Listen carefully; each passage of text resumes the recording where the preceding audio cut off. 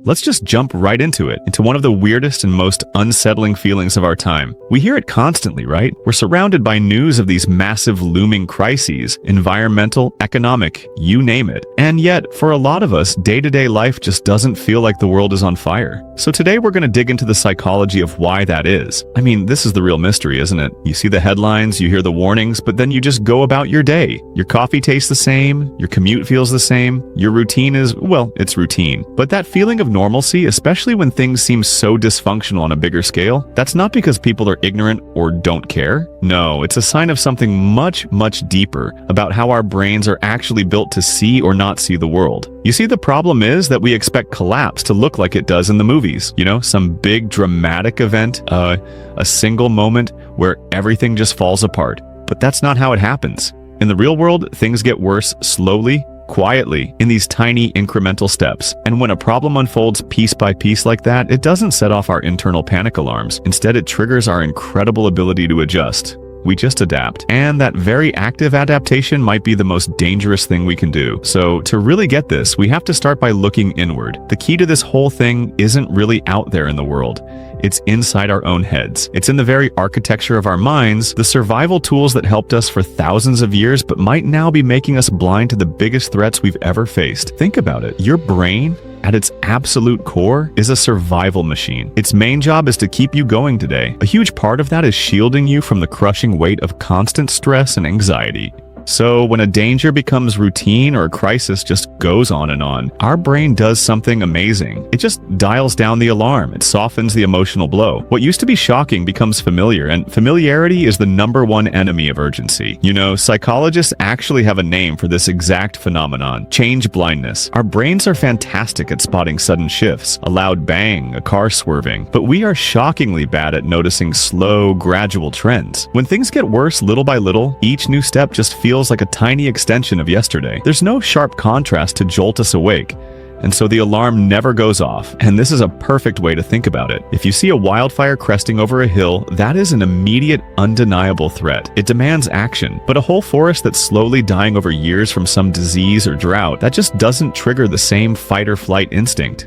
We see it, we might feel a little sad about it, but we don't feel that gut punch need to act right now. And that's what modern crises are. They're the dying forest. Now, what's really fascinating here is how our baseline for what's normal is always shifting. There's this idea called adaptation level theory, which basically says we don't judge our lives today against how things were 50 years ago. We don't even judge them against 10 years ago. We judge them based on how things were last year or even last month. So as things slowly get worse, our expectations just quietly recalibrate downward. Think about traffic, right? Maybe your commute was 30 minutes 5 years ago, and now it's always 45. You'll complain, sure, but 45 minutes becomes the new normal. Suddenly a 40-minute commute feels like a great day, even though it's still way worse than it used to be. So you can see how this happens, right? It's a step-by-step erosion of our standards. A level of political chaos or economic stress that would have been totally unthinkable to our grandparents becomes just familiar background noise to our parents. Then it becomes merely tolerable to us.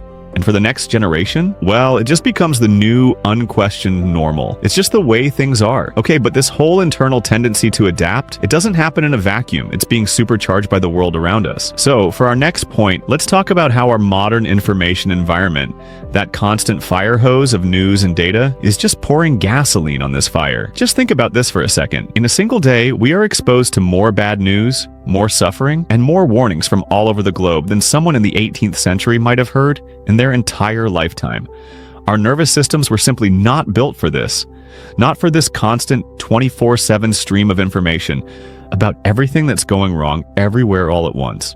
The sheer volume is just, it's overwhelming. And this quote really gets to the heart of the problem. You'd think all this information would make us more aware and more engaged, but it actually does the opposite. It just leads to psychological overload. It leads to burnout. When literally every single issue is presented as a 5-alarm fire, our minds just can't sustain that level of panic. So, as a defense mechanism, it starts to protect itself by emotionally pulling back. And this distinction is so important. This is not about people suddenly becoming cold or uncaring. It's a psychological defense mechanism. It's self-preservation self-preservation. When you're constantly exposed to terrible things that you feel completely powerless to change, your brain learns that getting upset is pointless and painful. So to protect itself from burning out completely, it just reduces its emotional investment. So you can pretty much map out the path here. First, you've got that constant exposure to problems we feel like we can't solve. Second, our mind learns that reacting emotionally all the time isn't sustainable, so it starts to numb that response. And that leads to this really strange state where the awareness is still there, we know things are bad, but that feeling of urgency, the very thing that makes us act, has quietly vanished. Okay, so that brings us to the next massive piece of this puzzle, the actual nature of modern problems. They are fundamentally different from the kind of threats our brains evolved to deal with, and that mismatch is absolutely critical. See, our brains are wired for stories, not for spreadsheets.